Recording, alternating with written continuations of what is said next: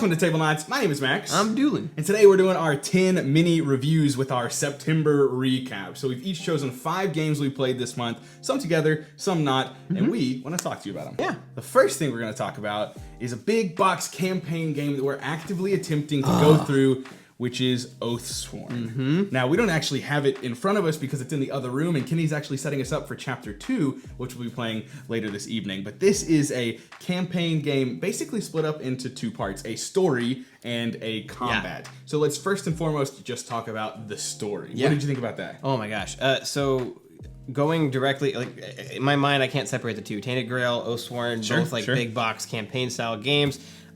This part was unlike most campaign games I've played before, where you get like these decisions that are all based around the app, and like and you're on like a time sensitive, like it's time sensitive. The quicker you get it done, the more rewards you get. Yeah, and so you need to like figure out. It almost gives you like not only the Tainted Grail, the story, but also like the Chronicles of Crime in like, I need to pick my best routes to get to the end goal. No, Chronicles of Crime is a good example of that too, where like you want to see everything, but at the same time you know that not everything's going to be beneficial. Right. And Tainted Grail had the same thing with like the lighting of the menhirs and everything, but I think this is probably my favorite I've seen of that specifically. Like the storytelling aspect of and specifically not knowing what's going to happen, but you know that everything's leading up to this big boss battle that you're going to prepare for, and you're slowly like investigating and finding out what's going on, and it's good. Some may not like this, but I actually like the wrinkle in that because you make a decision doesn't necessarily mean that it works out the way that you expect. Oh yeah. In the sense that you make a decision and then the game will make you roll for it. And sometimes you will fail and sometimes you will succeed, which I like that like not only are you making decisions, but there is a bit of like your strength of your character coming into play. I thought that was really cool. So great story. I think it was a nice little web to follow, and honestly, voice acting pretty darn great. The writing pretty darn good. Like I'm not as experienced in story games as you are, but I thought it was great. I followed it perfectly fine. Combat. You get into a fight with a big bad. No spoilers here, but it was pretty epic, to say the least. The one main thing, the core thing that makes this combat different is the way that the cards cycle. Yes. So it basically gives you a card to play, which puts it into a position on your board 0, 1, 2, 3, and then basically they stay there until you play something on top of it, which pushes it down. And eventually you can just start cascading by playing more, and then you get your hand back. Yeah. And so it's not just a, let me play this card, and when I'm out of my cards, I get them all back. There can be times where you're locked out of cards for multiple hands if you're not smart about how you navigate that system. Keeping with tradition, we're going to rate these out of 10 just off of however many plays we've had. So in the case of Oathsworn, it's 1. Out of 10, Doolin. 3, 2, 1, 9. 10. I love it, Max. I wanted to, but I couldn't commit. I say 10 out of 10 too much. It's so good. It has potential to be 10 out of 10 for me. Well, agreed. I mean, it's one play. Oathsworn was incredible. Loved it so far. Can't wait to dig into Chapter 2. Which is a good thing that you brought the coffee, right? Coffee? What are you talking about? I said, when I texted you earlier, I said, don't forget the Mini Worlds Tavern. I thought, hold on. Mini Worlds Tavern means to me, make something for our channel, which is a little mini tavern, which I worked really hard on, Max. You literally...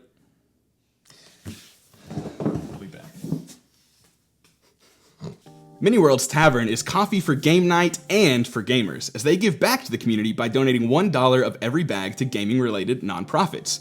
They have treasures to please any coffee lover. If you're feeling particularly adventurous, get one of their limited time offerings with Treasured Realm, an ever-changing monthly coffee limited to 400 bags, which comes with stickers, a magical 5e item card, and a whole set of dice. For September, we got these lovely dice, the Cloak of Wildflowers magical item, and most importantly, Carturon, a lovely medium roast Colombian blend.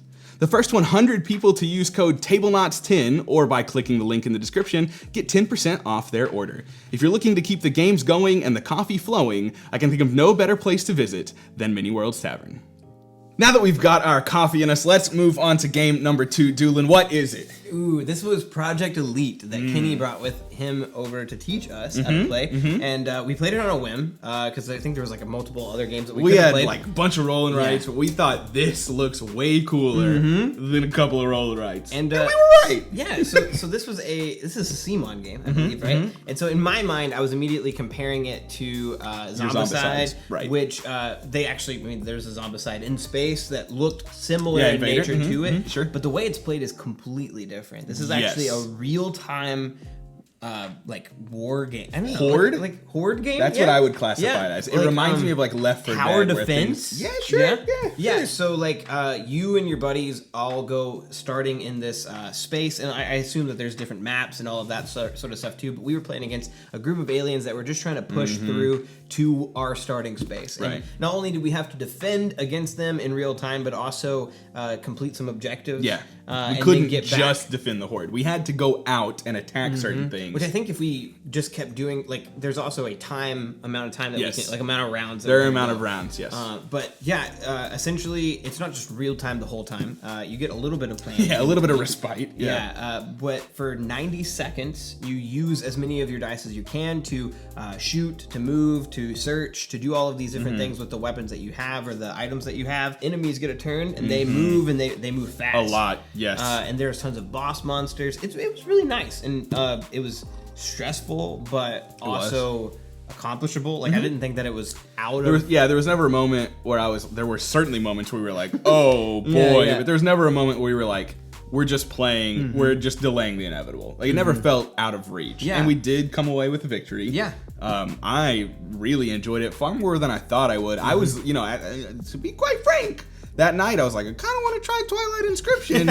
And you were like, but I could see it in your eyes. Like I could, I can see it in your eyes. I knew you wanted to play Project Elite, and I was like, let's do it. It's fine. It was great. I ended up having a great time. I think it was an awesome game. I loved the tension. I loved the thematics of the app. Different characters, different bosses. You found some incredible like alien tech loot that really just boom. That's what really reminded me of Zombicide. Like the looting and stuff. Almost. Yeah. Project Elite. 10 out of 10. Or not 10 out of 10, sorry. Off of one play. Off of one play. Off of one play. Let's see here. All right. 3, 2, 1. 8.25. Oh, man. Wow. I'm the lower one. You're the lower one. I'm normally the lower one. Out of 0.25? Where did that come from? Okay. Because I wanted it to be slightly better than an 8. I don't know.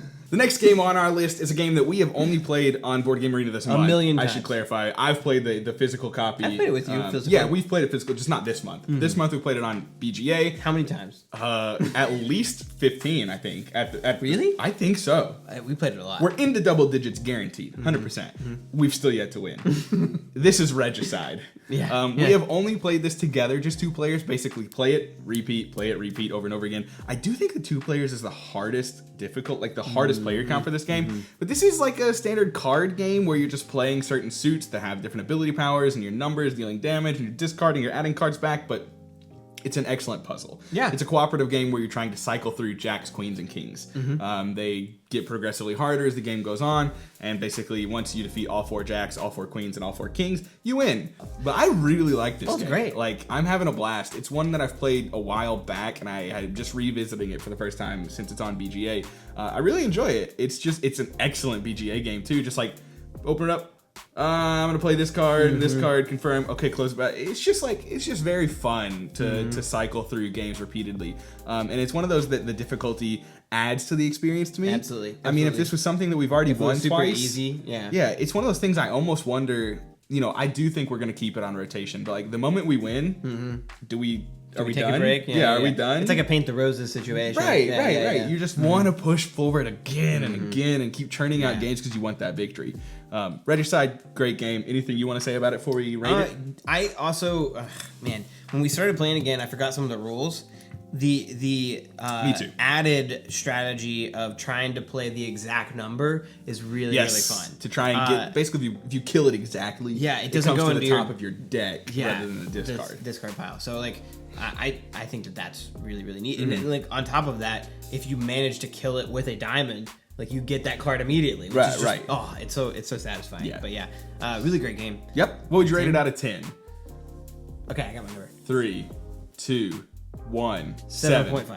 That's what I was gonna go with, and I was like, I'm gonna tone it down. 7.5 to 7. It's a good game. It's a very good game. So my next game is the Shards of Infinity expansion, Shadows of Salvation, which actually is not just like a normal, like, if it was just a normal expansion, I would not be wanting to talk about it. Right. Yeah, this is adding a co-op campaign that you can play through. And when I use the word campaign, and when it uses the campaign word, it's using it rather loosely. It adds in this whole like little booklet with a little bit of a story, and the story is kind of cheesy and lame, but the monsters and like the co-op battling is actually really fun. It does not like buy cards or anything like that. I would feel like that would be kind of difficult to do for an AI, but it simply has a deck that it cycles through, and it just uses those cards against each of you, and if one of you dies, the other person gets one turn, and that's it to kill it. I actually like that way more. I was gonna say, I do like that. Yeah, there's a Star Realms co-op that I got started on a long time ago, and I really like it, but the problem is that if one person gets eliminated, it's just done. They're out, but the person can keep playing for a while. Oh, that's even worse. And that's like the player elimination. End it, or give me a sec. I like the one turn. You have a slight chance of pulling through. Exactly. Which actually has happened for us, and that's really satisfying. Yeah, I believe it. Yeah. You get knocked out, I play one more card, boom, it's dead, and it's really, really fun. Yeah. The amount of variability with the way the bosses work is really cool, and I like that they didn't just kind of tack on like one way to play this. There's multitude of cards to get through, multitude of bosses to get through.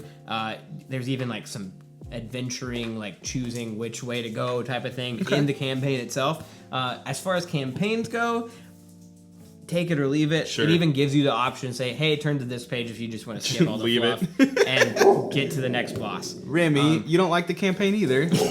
He's not a fan. They shouldn't just tack on a campaign. Yeah, just skip to the end. Just so it's clear, I mean, Shards of Infinity out of 10 is, I think, a 9.5 for me. So really, really high. And I would rate this expansion a solid 8. Okay. And I would also recommend it to anybody who wants to play a co-op version of it. I think that's cool. Excellent. Yeah. The next game on our list is a AEG game, which we were sent to. Thank you, AEG. This is Meepies and Monsters. Yeah. This is a bag builder placement game where you're essentially placing down your little meeples. Yeah, meeples. I was thinking like chits. No, it's literally meeples on the board, and you're basically just accumulating other meeples, you're upgrading them, you're defeating monsters, so on and so forth. The hang up that I have with this game is that it's so weird. We looked at the rules a long time to figure it out. We literally thought we were playing it wrong because we're like, there's no way this is how the game is meant to be played. But it is. And essentially, one person takes their entire turn, pulling out all their meeples, putting them on the board, doing everything they need to be doing. Which is almost like a worker placement looking board. Yeah, absolutely. Which is why it was so confusing that they do everything, they get their meeples back, and the next person goes. And I'm not sure how it would work otherwise, but to me, I was expecting us to fight over particular locations on the board, which is not how this game works at all. You just have a free roam, do whatever you can with your meeples, which on one hand is kind of satisfying in its own way, in that you're never going to be locked out, and it's all about trying to optimize what you can do with your meeples. Yeah. On the other hand, it's also very just anti-social or anti whatever the word I'm looking for is. There's not a lot of player interaction at all. Yeah. And it's just weird. I mean, to be upfront, I didn't particularly care for Meepies and Monsters. I don't think it's a bad game by any means. I would rate it a 6 out of 10 or something. But it's nothing that I would continue to pull out. Yeah. That said, it's very cute. It's approachable. I do think that a couple of the rules are a little bit more obtuse than they need to be. I think if the rulebook were a bit more refined, cleaned up, this could be something that I could see you playing with your younger children. Not 3, 4, 5, but your 7, 8, 9s. And I think this would be a perfect game for that. To me, it's a good, solid introduction to the ideas that worker placements have. And bag building, of course. Yeah, and bag buildings. And I should say, this game started, and learning how it worked, my mind immediately went into, oh my gosh. Like, no, thank you. This is just... And I mean, Doolin can attest because I was pretty visibly having more fun towards the end of the game. Like, as the game progressed, and as you were able to do more things and unlock some of the workers that you couldn't normally unlock and fighting monsters, and you start to see where your bag excels and lean into that, I was having a pretty good time. And that almost makes me like, it almost makes me want to pull it up to like a 7. Like, we love plenty of AEG games, but this 100%. is a solid 6 for me as well. Yeah, so it is not nearly as bad as Smash Up. Smash Up is really our ranking should go from Smash Up to 10. Yeah. And I'm sorry if you like Smash Up. That was just most people love Smash Up. A total whiff for us. Anyway, But regardless, out of 10, 6.5. 6. Okay. Oh, my next game is Dungeons, Dice, and Danger. This cute little roll and write that we got to play with Kenny as well on that same night we played Project Leap 2. Oh, I'm gonna give it away. I was gonna say, never mind. 2 great games. two games. 2 games. Board That's games. it. Just games. But this game is about dungeon delving, and it reminds me a lot of another roll and write that we actually played on our cabin trip with Foster the Meeple called Papy Dungeons, as my wife as Emily calls it. But anyway, this one is different enough though. They're absolutely different. In this sense, you're almost like a virus in a dungeon. Sure. Right? Spreading. So like you're not only in one spot, you're everywhere you have been before and everywhere where you started. Everywhere you go, people want to know. And when one person rolls the dice, you get to use specific color, like all the white dice, right? Yeah, they roll 5 dice, 4 white, 1 black. The active player, the person rolling the dice, gets to choose to make 2 pairs from those 5 dice. The inactive player, the other people playing with them, get to choose to make 2 pairs of those 4 dice, unless they specifically use one of their abilities to give them access to the black die. And what was interesting about this game is that you if you can't make 2 pairs ever, you take damage, and that's actually how you get hurt in the game. And you're probably thinking, how can you ever not make 2 pairs? But essentially, you're crossing off numbers. So if I've crossed off 11, and there's 2 11s on the board, and I've crossed them both off, and then one of the pairs is a forced 11, like, I can't cross it off. I miss it. He's not happy about that either. Yeah. The rulebook is pretty rough. It was translated and lost a couple very key rules. Like a couple big rules were missed in the translation, and it's one of those things that, like, that's hard. I genuinely encourage you to watch Rodney from Watch It Played, not because Rodney's amazing at his job, but because Rodney actually has the correct rules, and this will tell you incorrect ways to play and in the game and score different points. That's a big miss for me, but they're not hard rules. Just watch the video. It's worth it to play. Yeah. I also think thematically, that's the main difference between this and Papy Dungeons for me, is that in Papy Dungeons, you're navigating the dungeon and you're moving across the papy and you're moving up like 1 step here. It's more dungeon crawl. You're literally walking through a dungeon. In this one, you're basically anywhere you have reach to. And it works, but it doesn't give me the dungeon crawl feel by any means. That does give me the feel of going through a dungeon. This just gives me the feel of bingo. Yeah, genuinely. I mean, yeah, that's a decent comparison. Yeah. Really good game. Beautiful art. Yeah. Absolutely lovely art. I worry about, because there is 4 dungeons. There's 4 maps, yes. I worry after playing them each maybe 2 or 3 times, I would be done with it. Which, if you get 12 plays out of this, playing them each 3 times, I mean, that's more times than I play most of my games. So, like, that's really not a detriment to me. And roll and writes are one of those things that are fairly easy to table because they're low components, low time commitment. I think it's a good game. I don't know if it's my favorite roll and write. It's in contention for a top 5 roll and write. I'm not sure. It's a good video. We like roll and writes. We've gotten into them, especially over the last year. Out of 10, Doolin. 3, 2, 1. 7.5. Okay. Man, we're really close. We're very close today. We are very close. Kenny, did you hear me rank Oathsworn a 10? I gave it a 10. I gave it a 9. We'll see after tonight's game if I still believe that. But after one session, I'm giving it a 10. Next for me is... How do you rate this game? Oh, I know how to rate this game. Cosmic Encounter. This is a game that was in my top 10. In fact, was my #1 game of all time for a long while when I was first getting into the hobby. Before we did Tablenauts. Before Tablenauts, yes. But it was still top 10 through Tablenauts. And then I went about 2 years without playing it. Then we got together with a game night and we actually played it at 4 player count. We played it 2 games.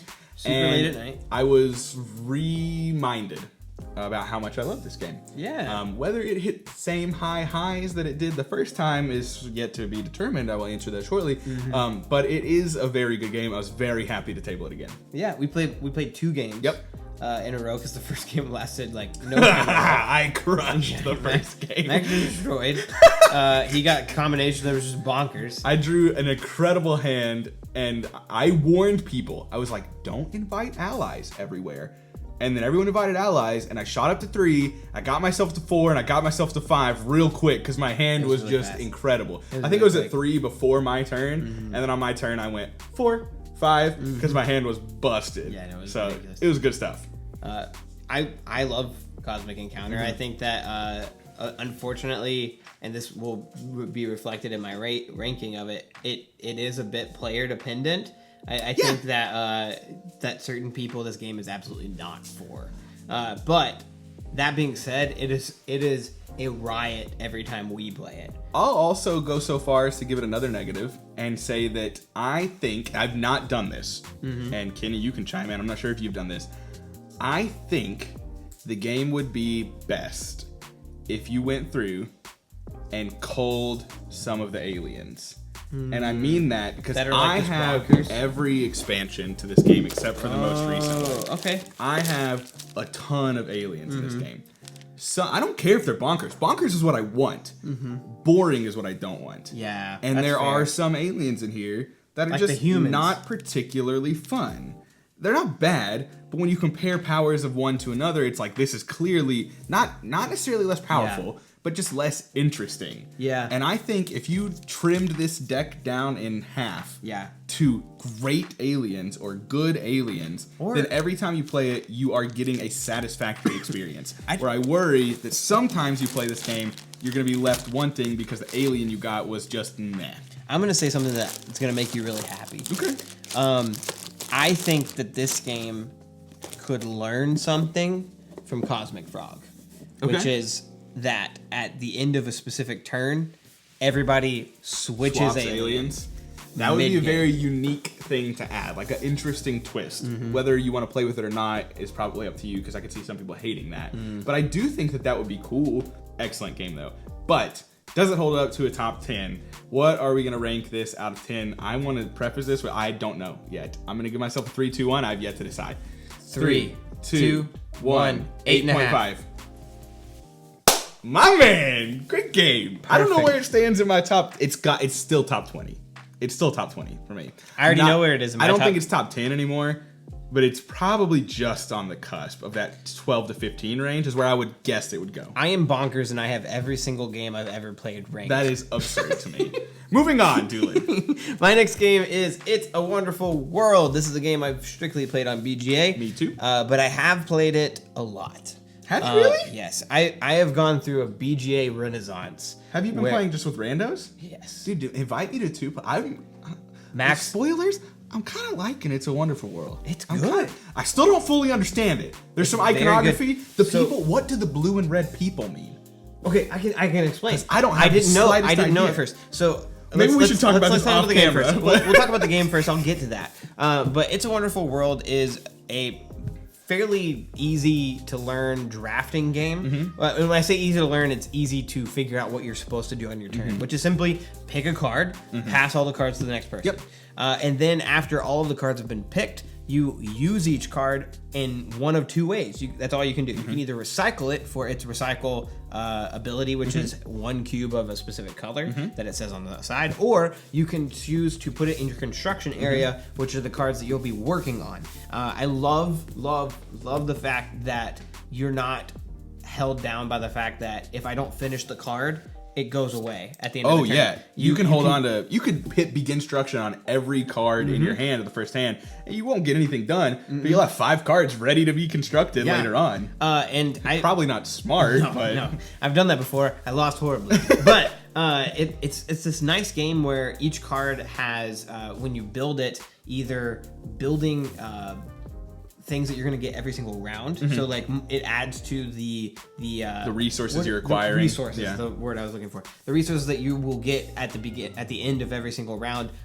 On top of any things that you recycle, it has victory points, and it can have victory points by just a straight number, or it can have a multiplying effect where it says you times get one the university victory cards or something like that. Times a specific color of military, the card, whatever. Or, and this is where the people come into play, times the number of a specific type of person that you have collected, and each card will show you above its resources that it'll give you people, but that is specifically for that scoring. So they're not resources to use to build at all? I think sometimes because I think on BGA it like gives you an option to use them, and every time it gives me an option to use them, I'm like, I can't move on. I think that very rarely I've seen a card or two that has that ability to use them, but for the most part, they're just there to collect for victory points at the end.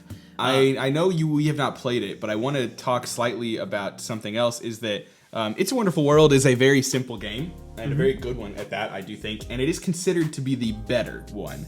However, I did a little research today because you have It's a Wonderful Kingdom, and that is a strictly 2-player version that apparently is a bit more complex and adds like bluffing and bidding or something like that. It adds wrinkles into the game. Those are like I like 2 mechanics I love. I know. I like the simplicity of It's a Wonderful World, but I'm really interested to see.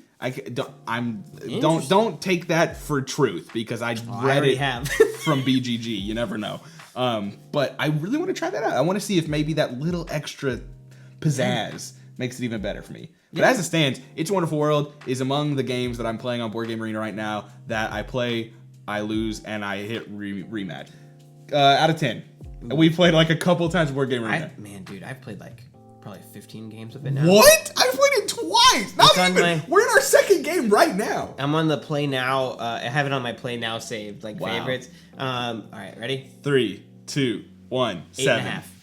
Okay, so you're quite a bit higher on it, but I've only played it once. I think it's a really good drafting game. I'm very excited to keep playing it, so I'm imagining that I like it moves up. This is maybe a controversial statement. I like it more than Race for the Galaxy, which is a game that we also have been playing a lot of.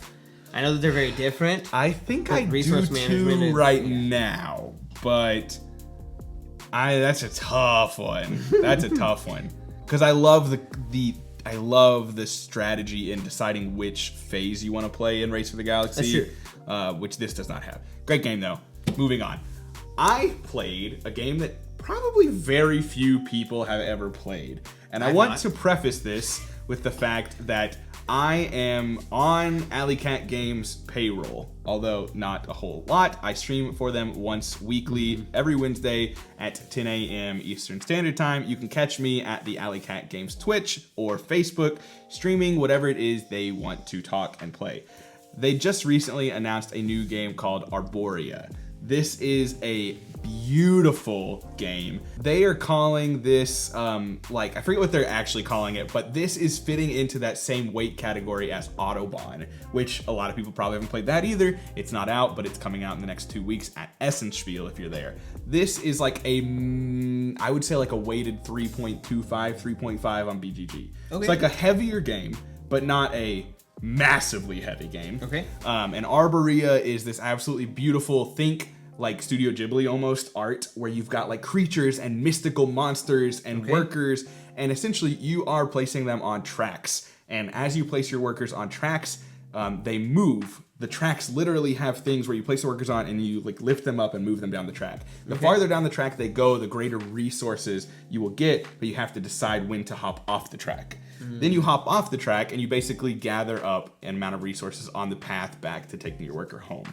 That can be a number of different things. You can try and collect different monsters because you want to put monsters on your board. You need to collect different cards to actually build to have monsters to put there. You need to gather resources. It's a very interesting Euro game in which there are a million different things to do and you're not sure what to do. I sucked. Granted, I'm playing at it from the perspective of a first-timer who was playing with the lead editor, Liam at Alley Cat Games, who'd played it a half dozen times, if not more at that point, and the freaking designer of the game himself. And I got smacked, but only played it one time. I am on their payroll, so take this with a grain of salt. But this is a Euro that I really want to play more. It has the aesthetics that I love. It's not overly complex, and it seems like a game that there are a ton of different avenues for victory. Maybe on my 10th play, I'm like, I've only seen people do this win. That's going to be a problem. But as it stands, I think it's something that is going to be really good. I also really like Autobahn. Both of those like middle heavy Euro games are very exciting to me. So that's Arborea, which you should check out at Alley Cat Games if you're interested. I think it's launching early 23 campaign. So I mean, we are a ways off from that coming around. Though, they have been extremely fast on their turnarounds for their games. Autobahn Kickstarter is like done almost. Good stuff. Out of 10. I mean, 8. 8 out of 10. 8 out of 10. 8 out of 10. I've played it one time. Max is a sellout. TTS. I'm sellout. All right, final game. The final game is one that we played together. Yeah. And it is DUNE Imperium. Yeah, it is. And this is a worker placement. Yeah, it is. Deck building. Yeah, it is. Game that Kenny also we talk about him all the We do talk about Kenny. He's right behind the camera. Yeah. Right he taught us how to play this, and speaking of. Kenny is essentially a formal member of Tablenauts now. Essentially, so he is. If you're still watching the video, congratulate Kenny in the comments down below for being welcomed into such an established, esteemed team of content creators here at Tablenauts. But Kenny's been a great friend and incredible helper in what we do here on the channel. And so, just to formally say it on video, he is officially like a Tablenaut. He's been a great guy. We're happy to keep playing with him. If he ever decides to say anything, it's officially on the record as Tablenaut saying it. That's a lot of responsibility right there. DUNE Imperium. Yeah. Max is so excited right now. I'm so giddy. It was a blast. It was a so really, good. really good game, and the right person won the game. Screw you. He slaughtered us. It was like 11 to 5 to 6. There's sometimes, and honestly, lately I've been feeling like I have lost my mojo because I've not won games lately at all. But there are some times where I play a game and I just I see the Matrix and I saw the spice in this one. I pick one path. How would you describe this being different than, say, a normal worker placement? Well, it's not so heavy on the work. I mean, it is a worker placement. Every turn you're placing workers. That's what you do. But the strategy also hinges on the deck building, something more akin to a Lost Ruins of Arnak, in which it's a mix. So it's not as much of a like, we're really fighting over these worker placement spots as it is kind of a hybrid of the two. I will say I got a lot. I mean, this is also Lost Ruins of Arnak, and also most worker placements, but it felt like less I'm battling over specific spots other than the actual battle spot. But more of a making sure that my resources get used as well as they possibly can. Yeah. You certainly want to be efficient with what you do. And and deciding whether or not you're going to push for the battle or not was also a really, really important part of this as well. I had a blast playing this. I don't, as this is a person who has no attachment to the DUNE theme. I've always wanted to get into DUNE, but I never have. The art was really cool. Yeah. Like in my opinion, I was just playing a game that kind of looked like Shards of Infinity art. Okay, I'm not even Shards of Infinity. And it was fun. But all that to say, I had a really good time. The strategy, like the amount of paths you could go down to score victory points was large. Like there was a lot of ways. Well, yeah, to score clearly points. for someone who scored 11. I really feel the tension involved with that. It's a race. There is something to be said about this comparison to be Arnak. I'm not going to sit here and crap on Arnak. I think Arnak is a fine game. How do you feel about it being number 2 family? It's the worst option for number 2 family. I don't understand. Honestly, Mage Knight should be number 2 family compared to Lost Ruins of Arnak. That's a joke. In case you didn't know. But regardless, I really like it. I like it much more than Arnak. I think it's much more thematic. I think it's much more tense. And I think a lot of that has to do with the race to 10. Yeah. I'm very nervous about what's going on. I'm very engaged in the combat because the rewards for combat are so crucial. I'm very much more aware of what is happening around me. Whereas in something like Arnak, I hate to just sit here and draw comparisons to it, but that's what people are gonna ask, and that's the easiest thing I can. In that game, I'm doing my own thing. I care so little about what anyone else is doing. It's a resource conversion where you're going to your own things. People block you off, sure, that happens. But other than that, I'm just focused on the 1 ounce of care in that is, ooh, I should move up the resource track now because then I'll get the bonus tile that's there before someone else does. I have a hard time even comparing them in my mind. They are not the same game. Even beyond that. Dune's like, shut up, let me talk. Even beyond that, Dune, it has so many better things about it. I think so too, man. Like in Lost Ruins, can you get a third meeple? No. By collecting enough resources, can you hire another guy to come help? No. Yeah. Can you battle other expedition people in the game? No. Can you build up like your army guys or anything like that? No. Is it a race at all? Do I have any idea how many points you scored at all? No. There are so many things against Lost Ruins in my mind now when I'm comparing the two. That we really prefaced this with, let's not compare. I don't care. I will compare because people love to compare the two. That's true. Dune Imperium is you brought this upon yourself. Leaps and bounds better than Lost Ruins. 100%. Agreed. 100%. I loved it. I can't wait to play it again. I loved the deck building. I loved the worker placement. I don't know. This is one of the games that I have been like the most amped about after playing it one time, where I was just like, that was great. Like way better than I thought. We had talked about playing that game for months, and we just never did. Man, it was a tight race. Shut up, dude. It was 11 to 6 to 5. You absolutely slaughtered us. It was a tight race. I felt the tension towards the end with you, though. I think if I hadn't ended at that turn, it would have been a lot closer. It would have been. And you stole one of my things right at the end, which I could have stole back in the following turn. Yeah, it would have been close. Dune Imperium, great game. Out of 10. 3, 2, 1. 9.5. Okay, we're both right there. We're both right there. Such a good game. In my heart, I wanted to give both Oathsworn and it a 10, but yeah, I'm gonna wait. I want to play more. Agreed. This is just one place. We're just excited about games that we've played in September. I wanted to talk to you about them.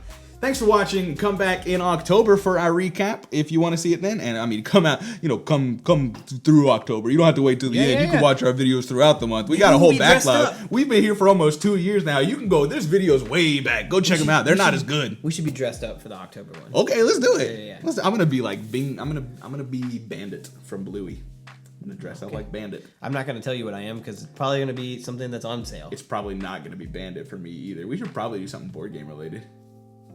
Do you want to be Zendaya from Dune and I'll be the guy from Dune? I cannot pull off Zendaya. Yes, you could.